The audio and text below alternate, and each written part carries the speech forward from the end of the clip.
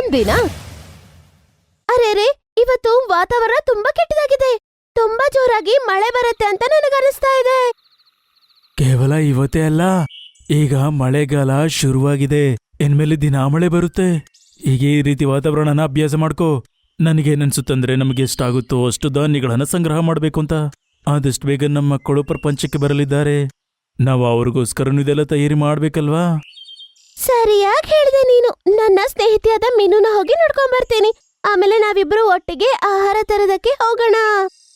ಹಾ ಸರಿ. ಪಿಂಕಿ ಬೇಗ ಮೀನು ಪಾರಿವಾಳದ ಮನೆಗೆ ಹೋಗುತ್ತೆ.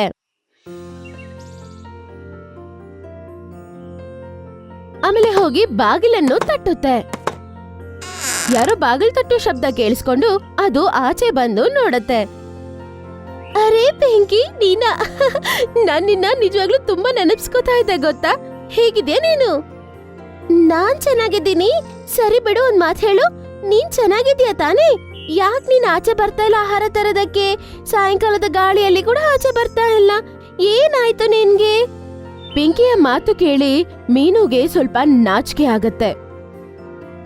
ಆಮೇಲೆ ಅದನ್ನ ಮನೆ ಒಳಗಡೆ ಕರ್ಕೊಂಡು ಹೋಗತ್ತೆ. ಇಲ್ನೋಡು, ಮನೆಯಿಂದ ಆಚೆ ಬರ್ದೇ ಇರೋದಕ್ಕೆ ಕಾರಣ ಇದು. ನನ್ಗೇನು ಮೈ ಹುಷಾರಿಲ್ದೇ ಇರೋದಲ್ಲ, ಮತ್ತೆ ಇದು. ಪಿಂಕಿ ತೋರ್ಸತ್ತೆ ಅದರ ಮುಂದೆ 3 ಮೊಟ್ಟೆ ಇಟ್ಟಿರತ್ತೆ. ಅದನ್ನ ಪ್ರೀತಿಯಿಂದ ನೋಡ್ತಾ ಇರತ್ತೆ. ಇವರು ಮೂವರು ಈ ಪ್ರಪಂಚಕ್ಕೆ ಬಂದಿದ್ದಾರೆ. ಈಗ ಇವರನ್ನು ಪ್ರೀತಿಯಿಂದ ಮತ್ತೆ ರಕ್ಷಣೆಯಿಂದ ನೋಡ್ಕೋಬೇಕಾಗಿರುವ ಜವಾಬ್ದಾರಿ ನಂದು. ಮತ್ ನಿಂಗ್ ಗೊತ್ತಿರೋದೇ ಅಲ್ವಾ, ಈ ಬೇಟೆಯಾಡುವ ಪಕ್ಷಿಗಳ ಹತ್ರ ಇಂದ ನನ್ನ ಮೊಟ್ಟೆಗಳನ್ನು ಕಾಪಾಡ್ಕೋಬೇಕು. ಆದ್ರಿಂದ ನನ್ ಕೈಯಲ್ಲಿ ಮನೆಯಿಂದ ಆಚೆ ಬರೋದಕ್ಕೆ ಆಗ್ತಾನೇ ಇಲ್ಲ.